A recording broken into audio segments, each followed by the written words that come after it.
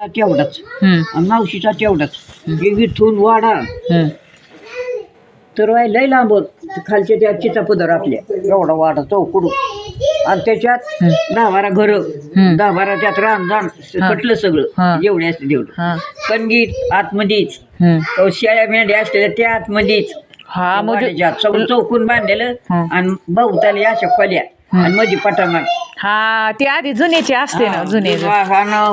मावशीचं तसं असायचं मध्ये किरले ते सगळं आणि मामाच्या वाड्यात ना असायचं पण चौकून रांजण मध्ये आड आणि चौकून रांजण मग त्या तिथं नव्हतं काय दुसरं. पण दोघांच्या मावशीच्या वाड्यात आड आणि मामाच्या वाड्यात आड.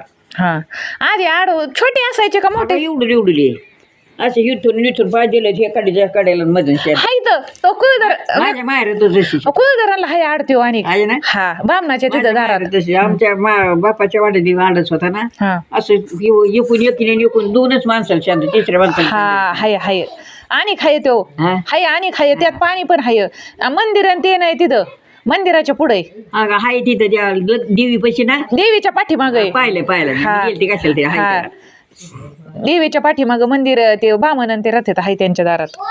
प्रत्येक वाड्याने आडे आता बुजले असते का असते ना कोण आता काय माहिती आता मी गेलेच नाही कधी तर काय सांगू आता.